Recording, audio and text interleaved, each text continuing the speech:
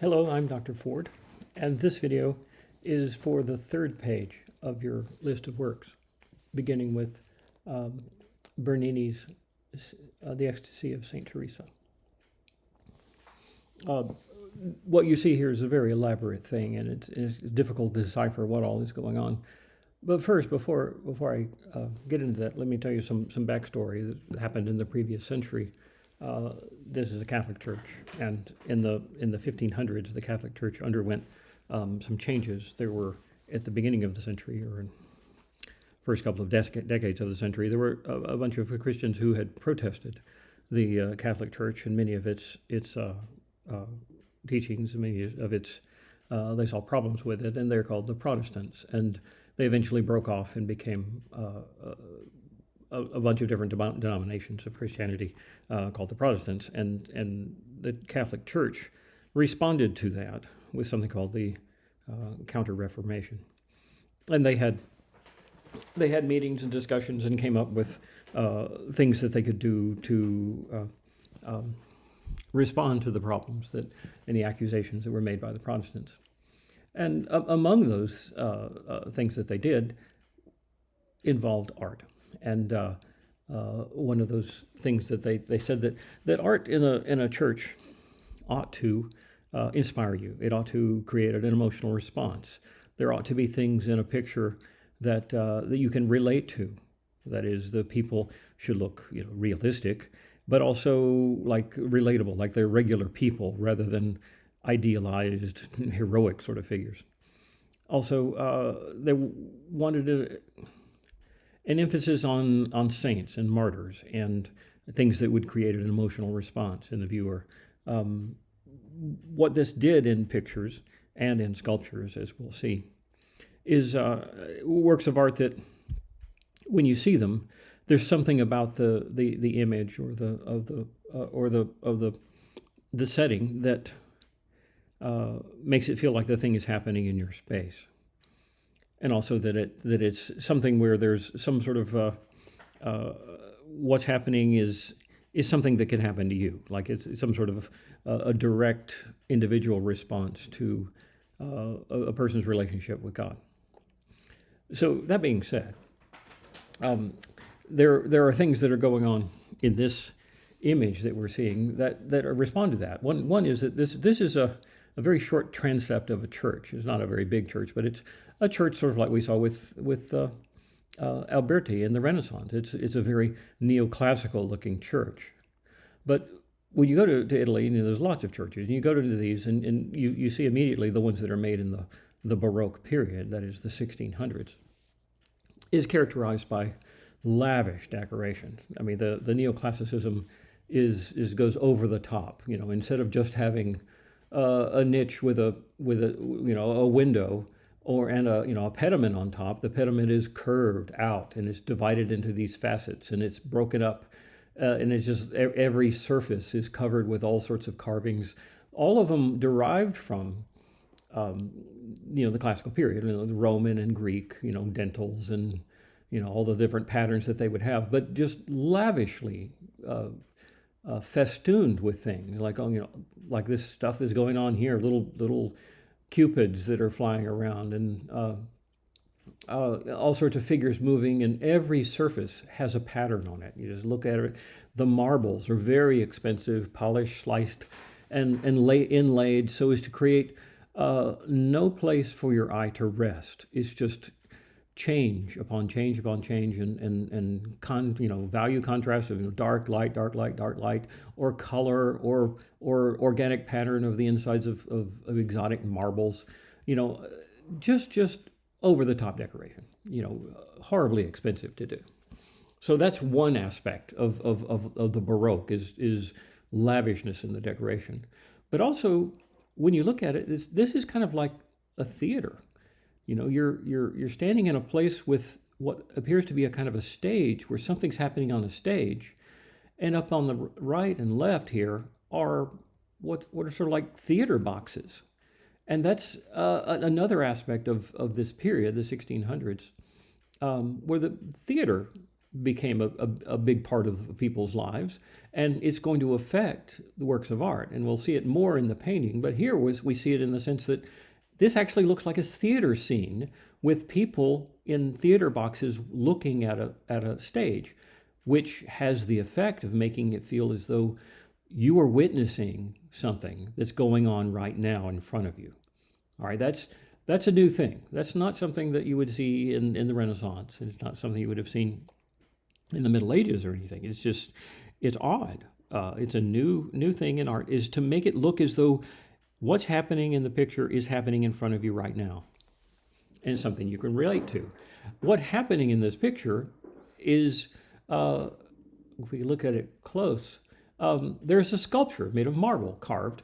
So that you have two figures. One is the saint, Saint Teresa. She was a nun, and she's lying and lying down, sort of almost like something on like what's a cloud floating in the air, and her drapery is all rendered in very deep,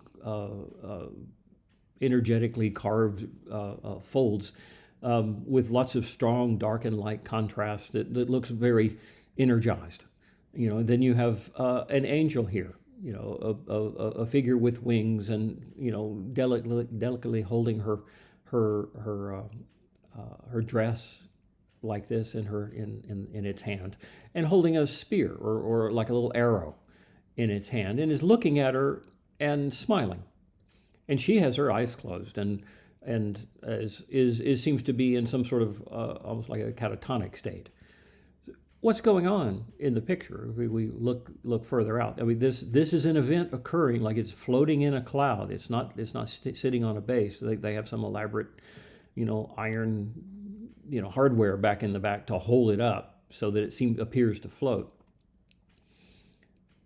Just like something in a theater that they would do in a theater, like a special effect. What happened is that this woman named Teresa was a nun. And she had what's called an ecstatic experience. That is, she, in her meditations and on God and on Christ, and would get into these states where she would just almost go into a trance, and she would describe what happened to her as a kind of vision that she would experience. And in those visions, something like this is happening to her, that she's confronted by an angel who has a flaming arrow and is stabbing her with it, and it's both a painful thing, but also a wonderful thing that's happening to her, some sort of miraculous thing that's happening to her. It's like she's being filled with the Holy Spirit in the form of being stabbed with an arrow, and this description that she had was a little bestseller that occurred. It was written down, and people bought it and were interested in this story. And the Catholic Church thought, well, this would be just the sort of thing that we would want to promote. That is, in individuals' experience, in a religious experience, and something that when you looked at it, you yourself would have a response, an emotional response to it.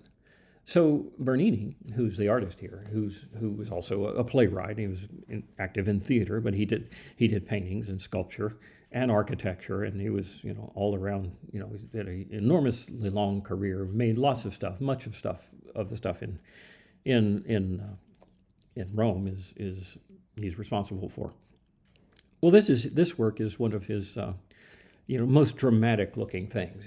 Dramatic, and the word dramatic means like something that happens in a theater, and this is the most elaborate sort of theater stage. He designed all of these architectural decorations and stuff, and the idea of it being a theater scene.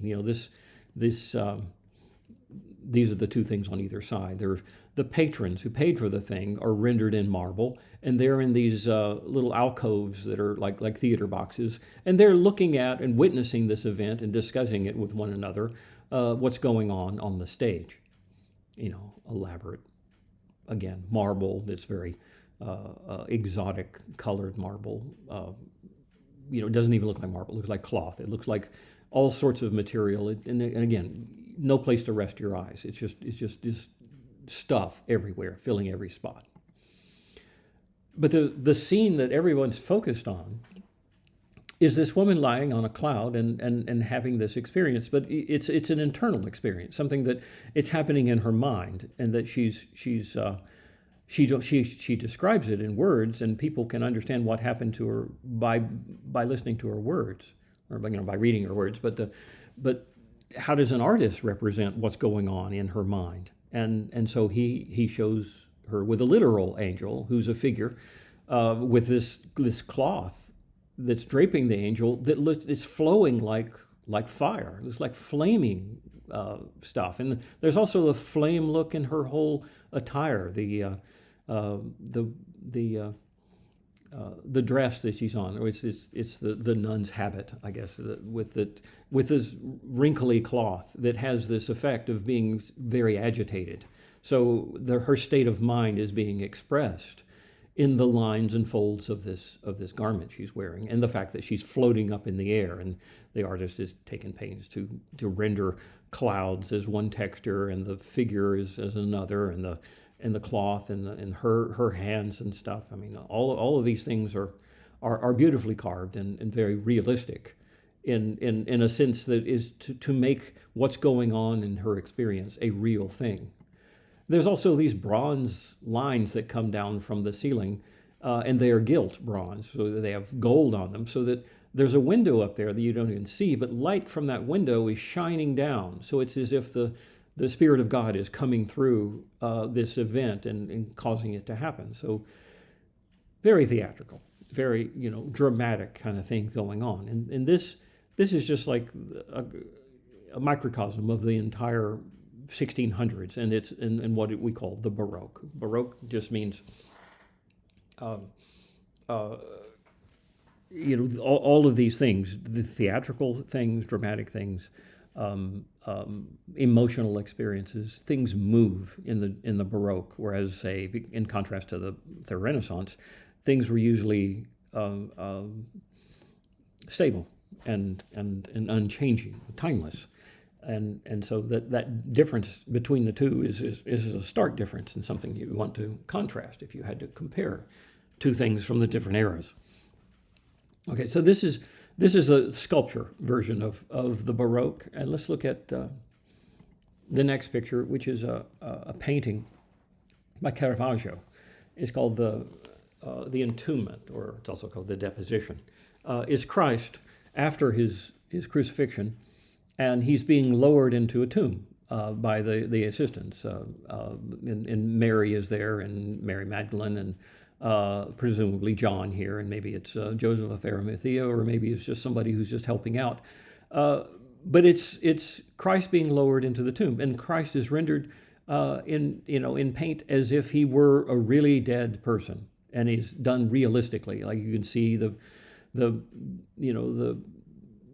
muscles and tendons and everything is realistic, but there's nothing particularly idealized about it. It's like a real dead person, not.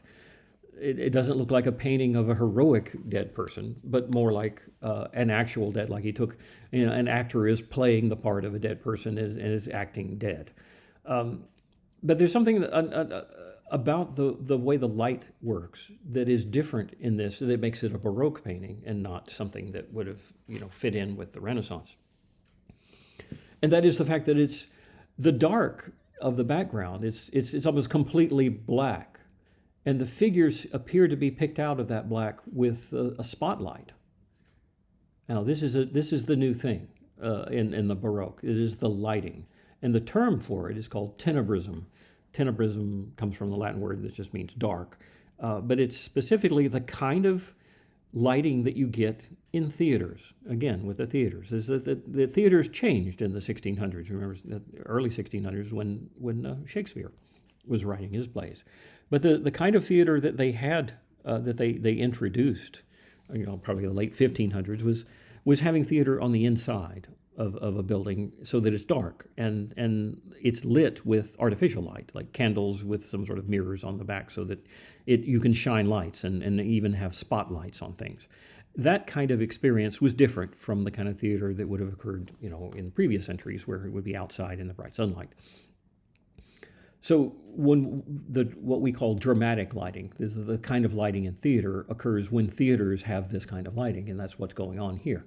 So I can't overstress the importance of this, because it's Caravaggio in the early part of the 1600s came up with the idea of making pictures that were very dark in the background, that were lit with this spotlight, and that became a thing. He only lived a short time. I mean, I think he was dead by the beginning of the second decade of the 1600s. So he was gone, but his paintings has an enormous influence on everybody in Italy, or just, there was the current of painting was just turned in the direction of this, so that there's numerous paintings throughout the whole century of really dark backgrounds and lit by spotlights.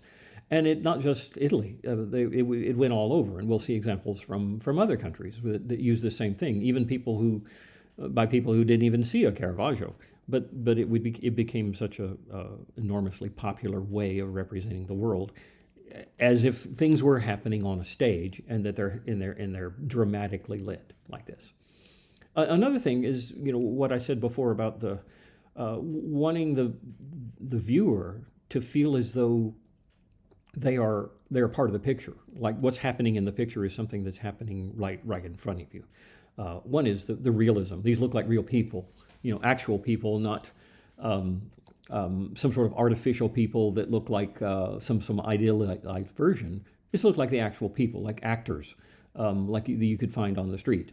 Like this looked like a genuine old man who was cast as the part of the man holding Christ's legs up while he's being entered into the tomb. You notice that his feet are right on this edge of the slab, this marble slab here.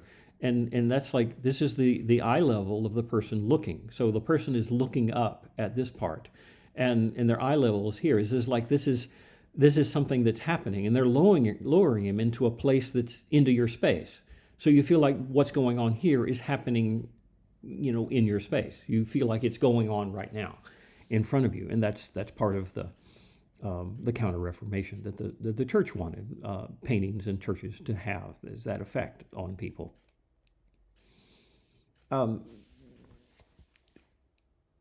The gestures, like this woman in the background with her arms up like this, and this other with her head down and her hand here at her forehead.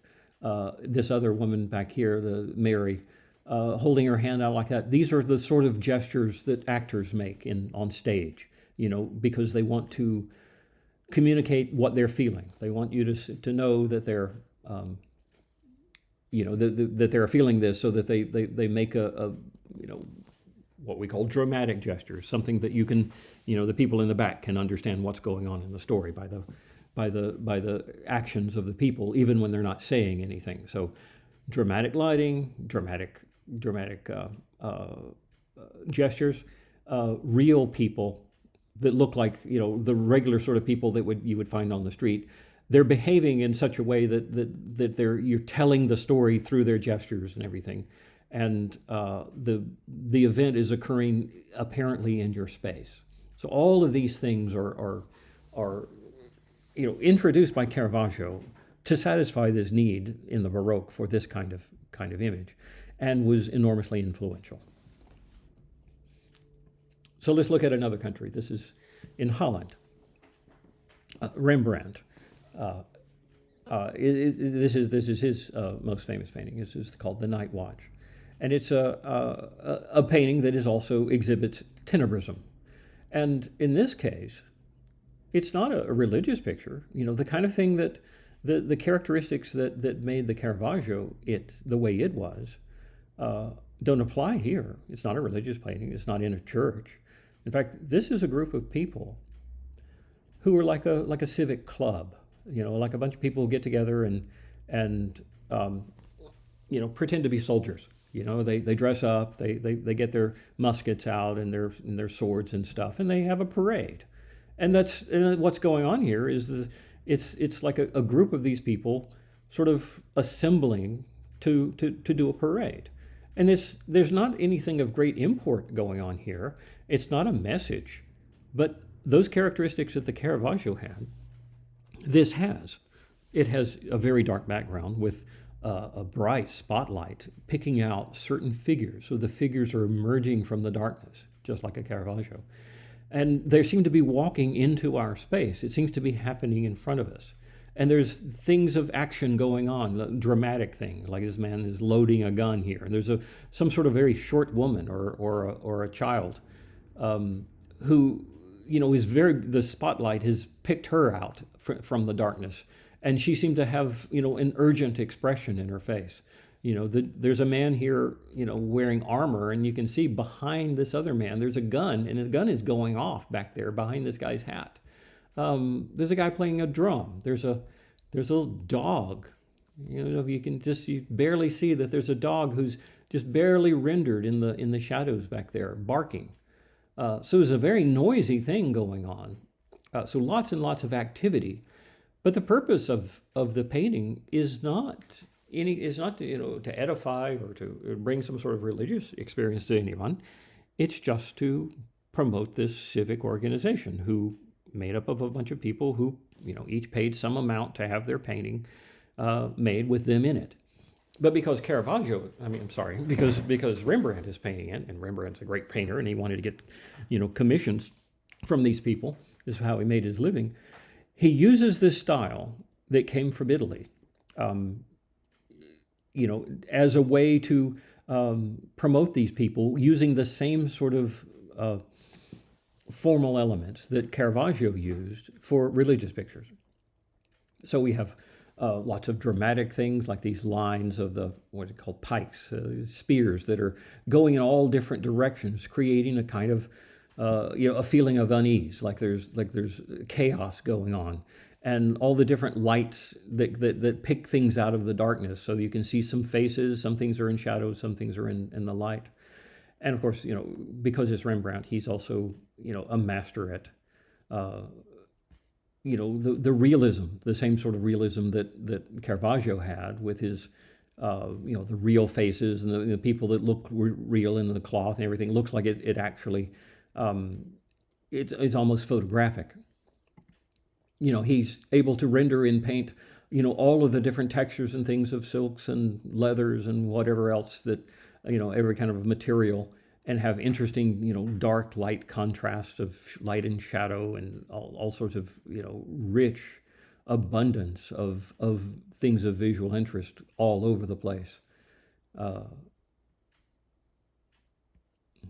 Dramatic gesture here, the sword or the spearhead here, the shadow of his hand on his second lieutenant here. This is the main guy in charge, and this is his second in command here. Other people in the background are just the soldiers who are getting their guns ready and stuff for a parade. So even though it's a relatively trivial event, it seems to be something of great import because of what the artist has done to render all these things. And I don't have an example here, but if you were to see images of groups like this that had been painted earlier, they're just a bunch of heads, like a school portrait, and just a whole bunch of people line up as a portrait. And Rembrandt wanted to do something more than that, something that made it look grander and look like a great enterprise going on. So that's the Night Watch. Oh, and the reason it's called the Night Watch is that over time, the varnish had darkened to the point that you couldn't hardly see the image anymore, and people thought that it had always been that way, and that it was a painting of a night scene. But as it turns out, once they cleaned it, they realized that it's just like it's in a city within shadows of buildings are going on, and the light is coming through. The morning light or whatever is coming through a space between buildings, and it's illuminating things. So it's not really about a night watch, but that's the traditional title of it. Okay, so that's in Holland. That's just north of France in the lowlands. And here's another one up there. This is a Flemish painter named Peter Paul Rubens, and this is the raising of the cross. Notice that just the story itself. It's not a crucifixion where you just have Christ on the cross as a painting in itself. It's an event. It's because it's the raising of the cross. That means that it's an event that's going on right now, that's capturing a moment in time where before it was different, and in a moment later it will be different. And unlike any of the crucifixes that you might have, or crucifixions paintings that you might have seen in the Renaissance or in earlier periods, where it's just Christ on the cross, and it's just like a timeless image. It's just forever in that condition. Because this is a Baroque painting, it's an action being performed right in front of you. It's not just in front of you. Look at this is a cross here, and it's being picked up. It's a very heavy thing with a person on it, and whatever the beams of wood is very heavy, and you've got these like Hercules type figures who are wrestling with it to get it up into the air. And look at they're going to plant it right here, and when it comes up, it's going to be pretty much in your space. So it feels like something that's happening right in front of you, just as the Catholic Church wanted for things to happen. So this is done by somebody in it's Flanders is where Belgium is now, just north of France, and look at all the other stuff it's got in it.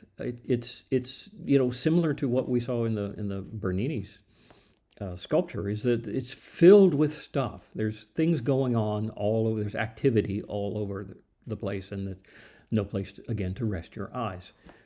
This is a very large painting, and Rubens was big on that. He had a workshop with lots and lots of painters who helped him paint, and they were like, each one's a specialist in different aspects of a picture. Like, he had a person who would be the plant specialist, and another one who's the animal specialist. There's a dog down here, a specific breed of dog. He's like a spaniel of some kind. Curly hair and his tongue lolling, and he's in the midst of moving.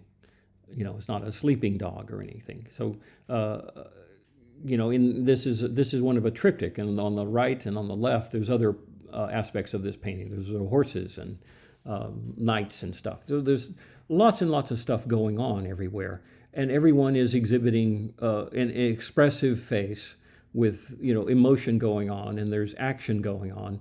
All of these things are Baroque. And this is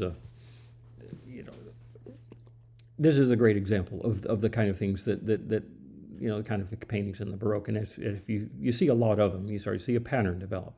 They're usually dark in the background, dramatic lighting, so as to give extra special emphasis on things. The light can pick out just what needs to be seen. Just like a lighting person in a theater would do. It appears to be made up of actors who are, acting out a scene right in front of you, so that it feels like, something big is going on. And Rubens are, if you think of these as like movies instead of theater, this is like a blockbuster kind of movie rather than, a simple quiet movie. Let's look at one more Dutch artist, and this is Vermeer. Vermeer is a Baroque painter, and he doesn't follow this trend at all. His paintings are very small, very quiet, and they have the realism that Caravaggio had. Most of them look like they're photographic in the rendering of surfaces and things. It also has very interesting lighting, though they don't usually have the very darkness that Caravaggio has or Rembrandt has. They're usually just a quiet corner of a room with a window and light coming in the window, illuminating what's going on, and it's usually some person standing or sitting doing something calm. In this case, it's a woman holding a balance. A balance is a little scale, and she's weighing something. She has some jewelry down here. You see pearls and things made of gold or whatever. And one thing you do when you have the jewelers do is they weigh things, and so this is a balance designed to weigh something against a standard. But there's a kind of a meaning, perhaps, in the idea of a balance, and that, the idea of judgment, judges, justice, and that. And the painting in the background, you see, is Christ up in the sky here, and this is a painting of the Last Judgment. So there is a kind of a meaning between what's going on here in this painting and the actual painting of what's going on with the woman holding a balance. But it's a rather subtle thing. It's not like it's screaming at you. And many of the other Vermeer paintings don't have that meaning relationship at all. It's just a person quietly doing something, whether it's a woman pouring a pitcher of milk, or just sitting, or maybe it's a couple people, or maybe it's a woman holding a letter and reading it. It's just about the quiet, subtle gradations of tone and light coming in and softly illuminating a scene. Here's an example of the realist. There's a little nail on the wall, and the nail is casting a shadow. There's a little hole or dent in the wall, in the plaster of the wall. And that's just the way the sunlight comes in. And there's a mirror right here that we're seeing foreshortened against that wall. And all these the jewels here, they seem to have a sort of an out of focus look to them, which raises some questions about how is this painted? Why would anyone paint anything out of focus? And what's this little dot here? People have looked at these and wondered, well, maybe he's using some sort of optical device, because this is long before photography. Yet the kind of little dot there that you see and the kind of out of focus things can only occur when you're looking at something through a lens or projecting something through a lens. So, it happened that he lived next door to somebody who was a lens maker. And, and the Holland was very big on optical instruments and, the new sciences of, astronomy and biology, where they're using microscopes and telescopes and things, and they made those in Holland, close to where he lived. So he may have had access to something like what's called a camera obscura, which is a box. It's the precursor of the camera, because it has the word camera in it. It just means room, and camera obscura means dark room, meaning if you have a dark room or even a dark box that has a hole in it, light can go in through that hole and project an image onto the opposite side. It's something that has been known since ancient times that this happens. But if you put a lens where that hole is, you can focus an image, and it's possible that Vermeer had used some sort of device like this, called a camera obscura, to compose his pictures. And because he only did a few in his lifetime, and he spent forever doing it, each one of them, and he must have meticulously composed these things using this device, to make these small jewel-like pictures. He was the only one of them doing this thing in the whole century, and very few people ever even saw this. He only had a couple of patrons who bought his pictures, and by the end of the century, he was forgotten. He wasn't recalled again until another couple centuries later. The same with Rembrandt. He was forgotten during his century. After he died, his things had gone out of fashion, and people forgot about him as a painter until the 1800s. So the history is kind of strange to how these things occur and what becomes popular, and we don't really know now what we're seeing now, whether or not people are going to know about it in the future, whether the things that we think of are great are going to be seen as great in the future, which is something we can't know. But we do know that in the past, some things, they're were thought of as great that we no longer think so, and things that weren't thought of as great, had their fortunes change. Well, let's look at one more thing that's in this century. In this case, it's a Spanish painter. His name is Velazquez, who has also inherited that same sort of tenebrism that came from Caravaggio. In this case, though, he's not painting a religious painting. This is a painting that is sort of a portrait of the royal family. He was the official portrait painter for the royals in the people who were the rulers of Spain. And other artists in the past have had that sort of position where in England or in France, they would have their court painter. His job was just to paint pictures of the king and the queen and their entourage. He had that position in Spain. So this is Velazquez, and you actually see the painter in the painting. He's there, and he's holding a paintbrush. You can see him. And he's standing in front of what appears to be a painting, the back side of a painting. So he's looking at us as if he's a painting looking at us to paint a picture of us. But behind him on the wall is a mirror which reflects the image of what he's seeing, which is not us, but rather the king and queen of Spain. Which is kind of an odd thing to do, to have a mirror in the back of a picture reflecting something that's in our space. Well, we actually saw that once before in the Jan van Eyck Arnolfini portrait. It has a mirror in the back reflecting things that are outside the picture where we're standing. And that painting actually was in the collection of this royal person, and Velazquez would have seen it. So it's a reference to that painting in some sense. But what else is going on? This is a room in the palace where the king and queen live, and there they are, the king and the queen, and this is their daughter.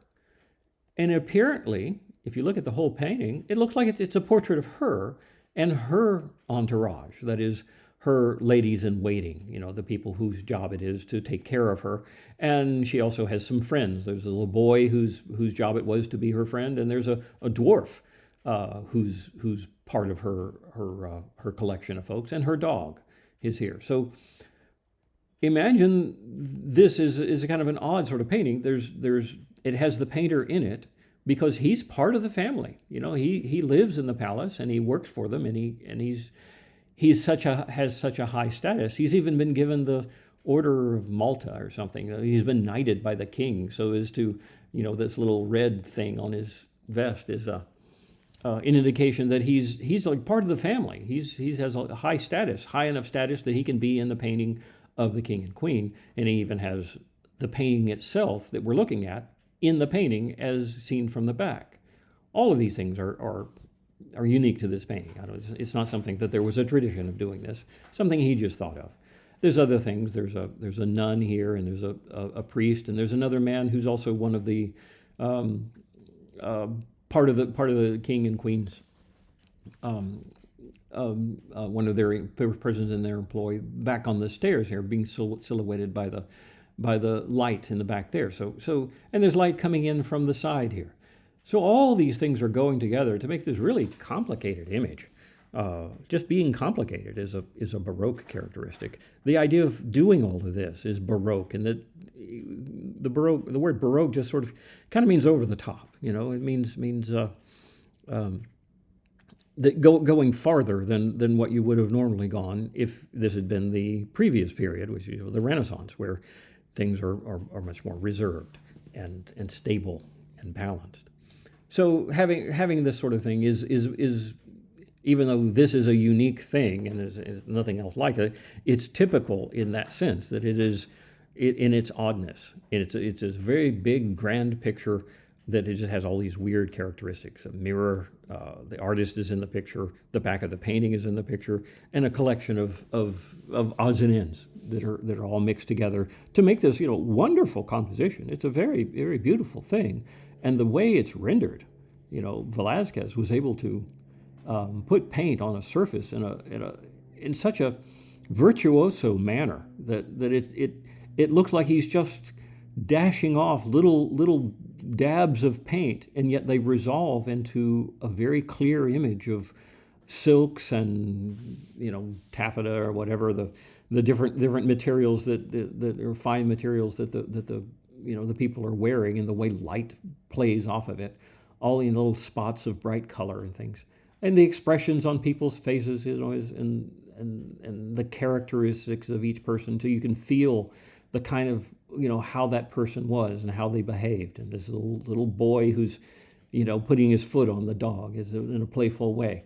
All these things are part of this Baroque world that we're looking at. Okay, so that's Velazquez, and those paintings we just saw are all from the Baroque, and that ends, 1700, 1725 or so, and that period is over, and then we have the 1700s where we have the French Revolution. This is the painter Jacques Louis David, spelled just like David, but in French it's David. And this is a scene called The Oath of the Horatii, or Horatii. Horatius is the name of a character in a play that is based on a story from ancient Roman times, like before Rome was even a big country. It was just a tribe, and that tribe had some sort of event that involved men going out and risking their lives for something.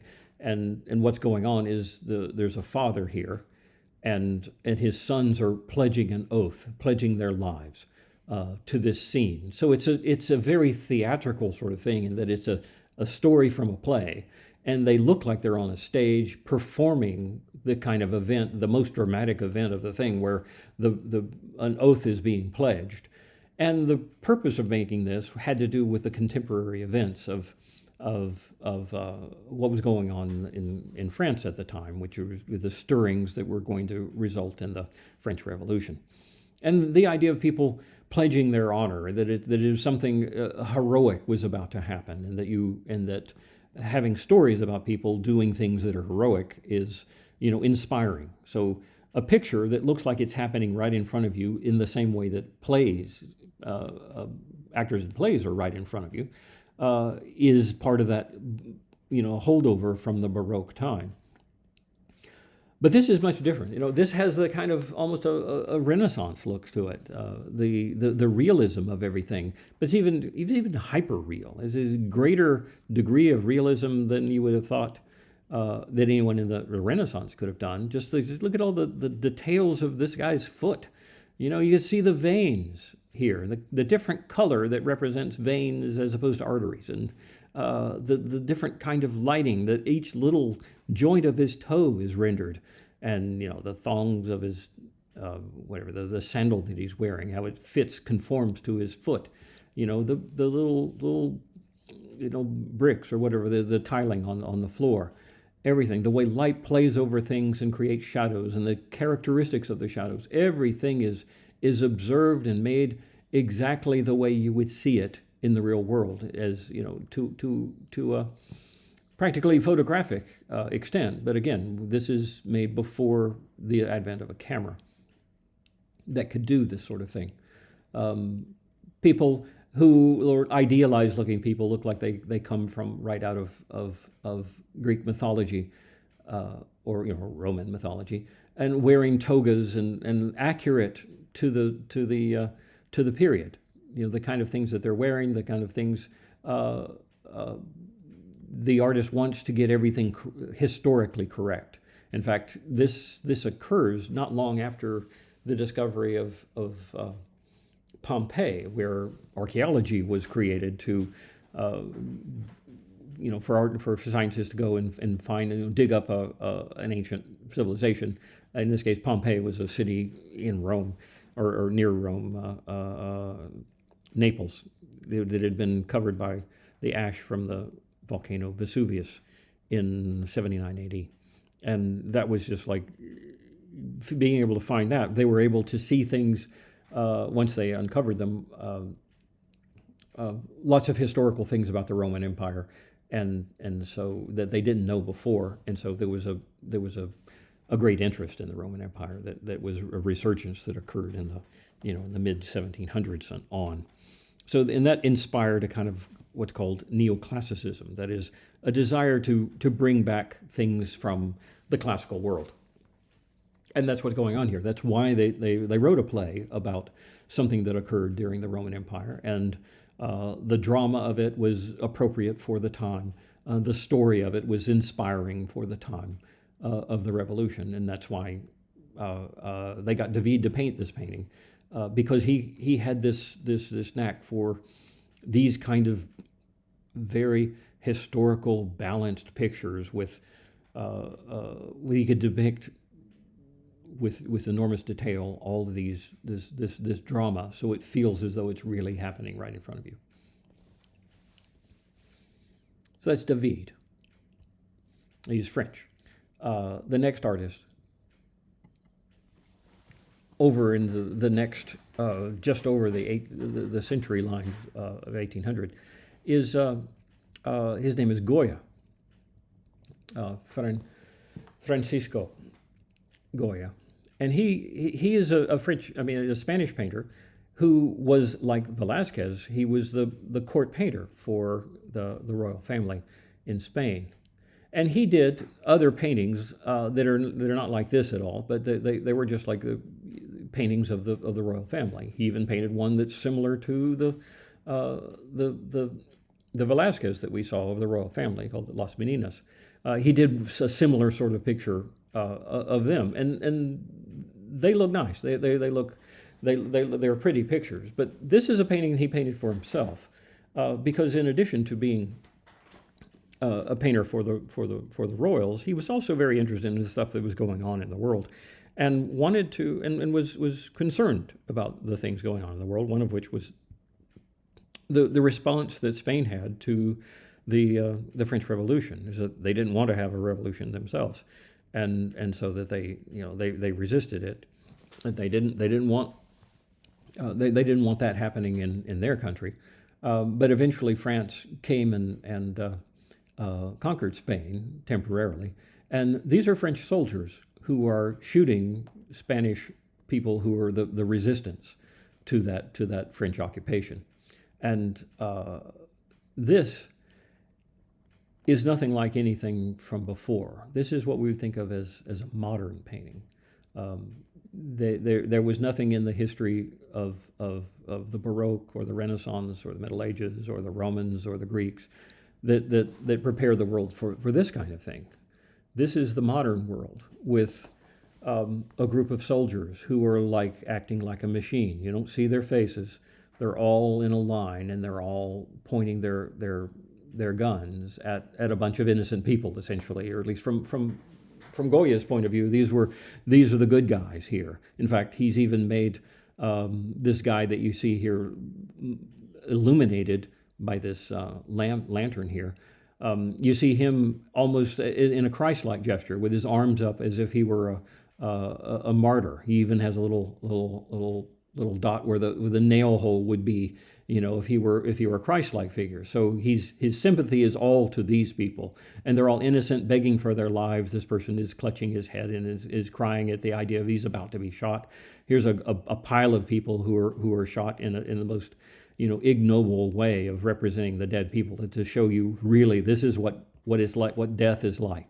None of the history of art had ever prepared people of what the reality of the horrors of the world are like. And so and painting up until here was about beautiful things. It was about either drama things, or about artificially dramatic things, or beautiful things, and it was meant to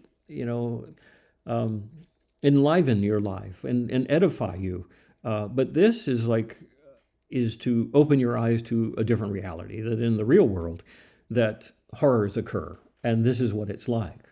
That the evil here in the form of the French is regimented and faceless and machine-like, and that the people who are innocent are pitiable, and that they are and when they die, there's nothing heroic at all about them. It is something that one should resist, this whole idea of the kind of things that's going on that he's seeing. And he's using a style of paint. First of all, it has a dark background with light picking out things from the darkness. So that is a Baroque characteristic. and this is long after the Baroque is over, but it still continued this idea of using dramatic lighting. But it is a way to show to illuminate what's going on, and this conscious choice of making the bad guys having one formal way of rendering them and another way of rendering the good guys, and to really create an emotional response in the viewer. Painting is different from here on out. From the 1800s is going to be just one change after another, where what we think of as the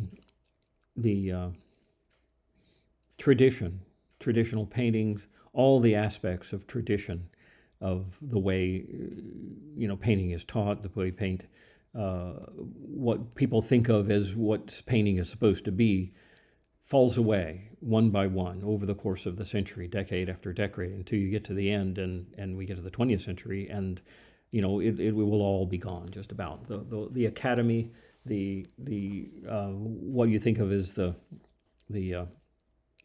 mainstream of art changes direction completely, and it begins with this sort of thing. Okay, well, let's go to Edward Bennett. From the middle of the century, and this is called The Luncheon on the Grass. This is also, although it doesn't look like it, another history-making thing that was one of those big changes. This painting came about because what dominated the art world in the 1800s, especially in the first part of it, was what's called the Academy. There was the Academy in France, the Fine Arts Academy, and there's one in England, and most countries had an academy. That means it is the officially taught way of making art. And if you wanted to be an artist, you had to learn that way. And they would have competitions and a salon, that is where they would have, people were invited to submit their pictures to be judged, and they were judged by people who were traditional. That is, they wanted things to look like they've always looked. And anybody who was sort of radical, who wanted to move in a different direction, was rejected. Well, in the middle of the century, there was one of these where so many people were rejected that the king of France decided, this looks bad. So let's have another salon called the Salon of People Who Were Rejected, called the Refusés, people who were refused. And so this was painted. This is one of the paintings that had been refused. And it was just panned by the critics at the time because it was so shocking.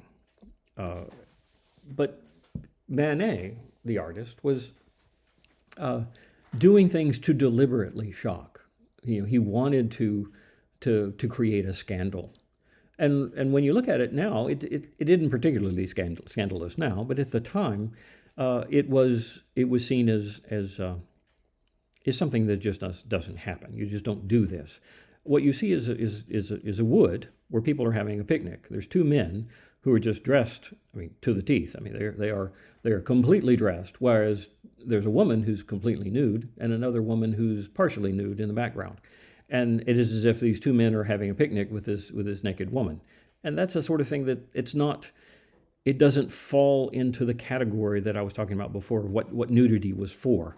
And when it is appropriate and when it isn't. Because, at the same time this was submitted to the Salon, there were paintings of other people, other nude women who were maybe representing goddesses or, Aphrodite, Venus, the birth of Venus, sort of kind of paintings where you would expect there to be nudity, but it was perfectly acceptable by the Academy to have that kind of nudity because it fits in with what it's something that looks like it's bringing back something from the ancient world. That's in that context it's okay. But this context, this is a couple of guys who look like they are modern people who are doing the sort of things that modern people do. They would people in the city of France.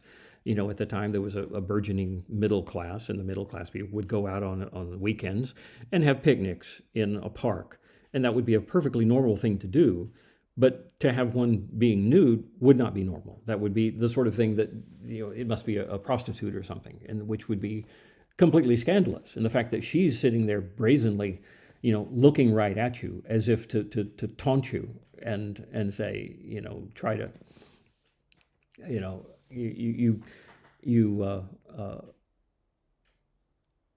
almost like thumbing your nose or thumbing her nose at the rules of propriety.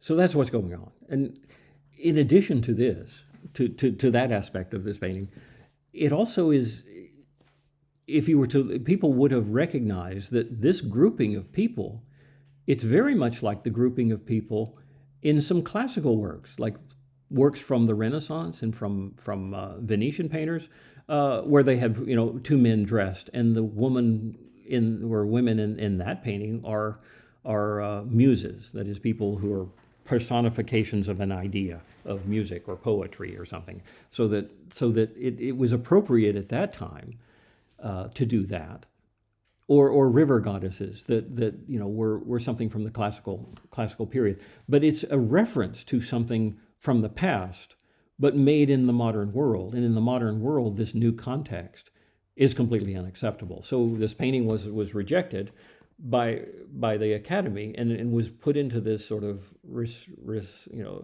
the show for the people who had been refused, and the critics who were on the side of the Academy hated it, but the public liked it, and many of the other painters, it influenced a lot of other painters to say, well, I want that kind of attention. I want to break the rules too. And so rules were being broken all the time, in the course of this century.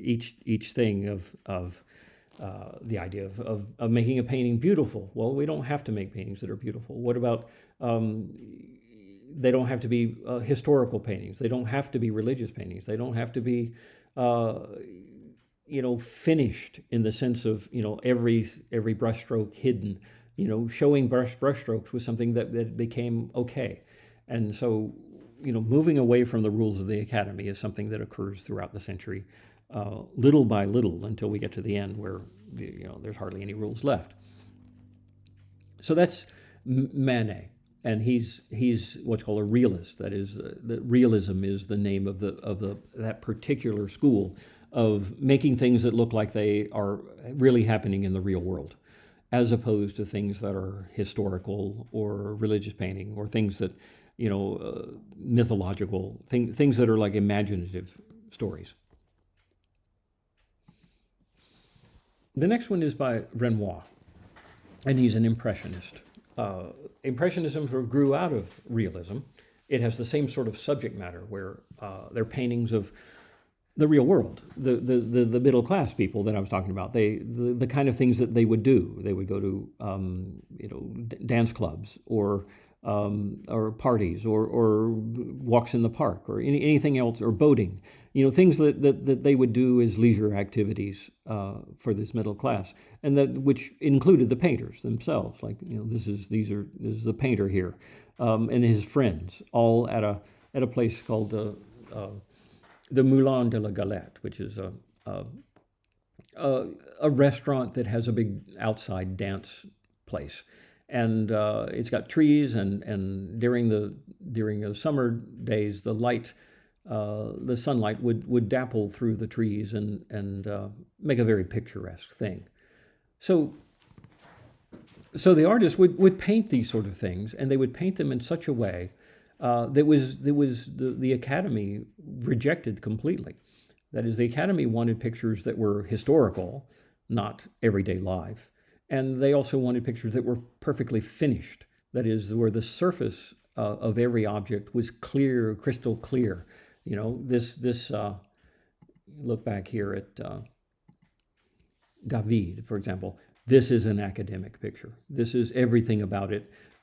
Screams that this is following all the rules of painting, where you erase any brushstroke and you make everything as real as possible. Yet the world that's being depicted is an artificial sort of make-believe world of a story from a play. So it's not real in that sense. But the Impressionists, They wanted to paint the real world in a way that was spontaneous. Is to paint it outside, where paint was newly made possible to have paint outside, because it used to be that you could only paint in a studio with paints that you had to grind yourself, and it took a lot of chemistry and a lot of labor, and you had to be inside to do that. You couldn't produce a bunch of paint and take it outside easily. It was so much trouble to do that.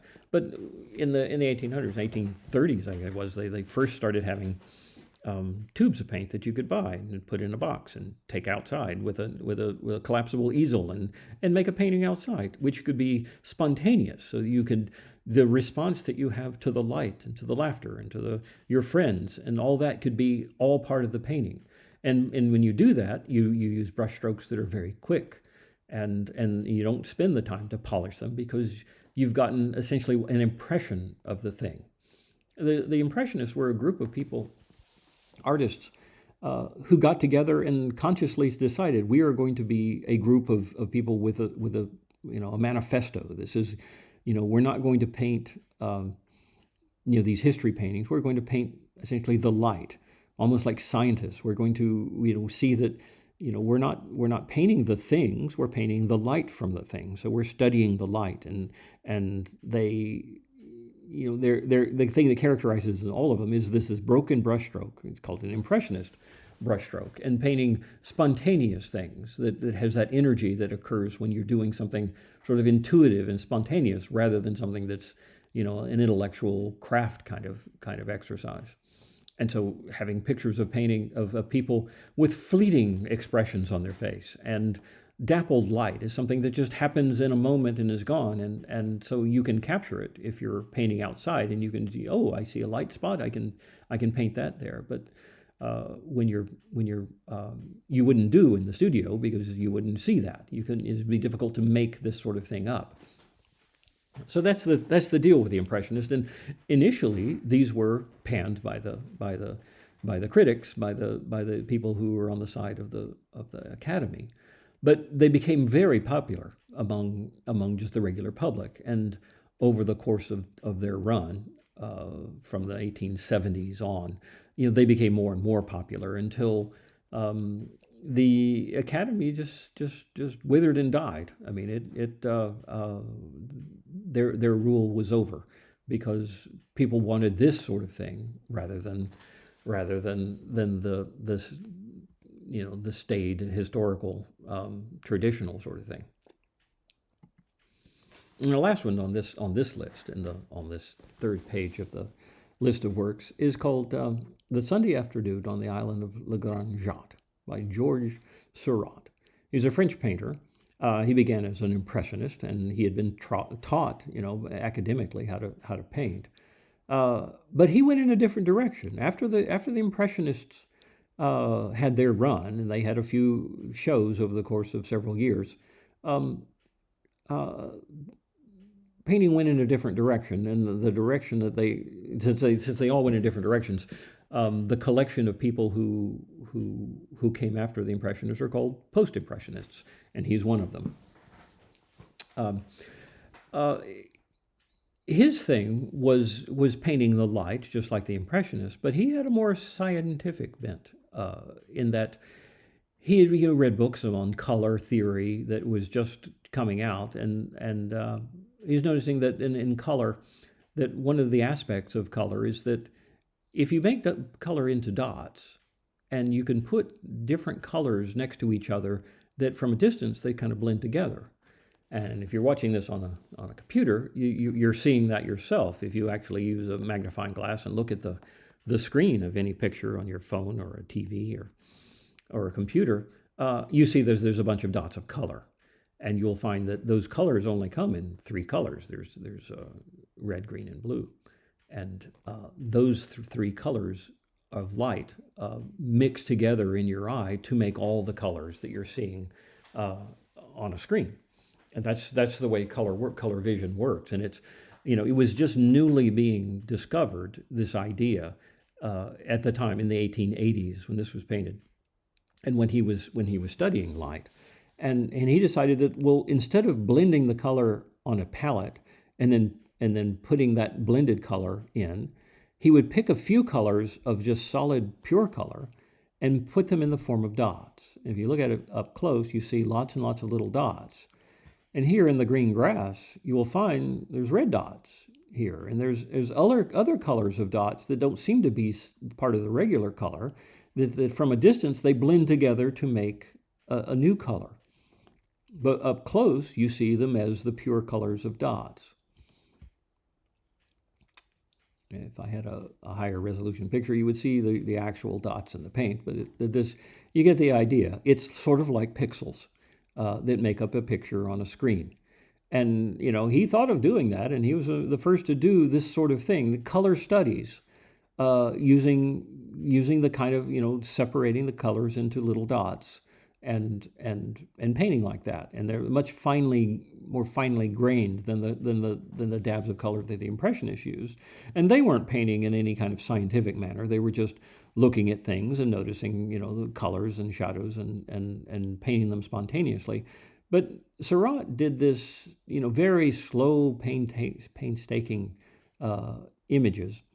That they don't have that spontaneity that the Impressionists had. Everything looks stiff and done very, very deliberately and composed in a very balanced way. This is kind of like David in terms of its academic trained image of people standing, and everything is balanced and in proportion.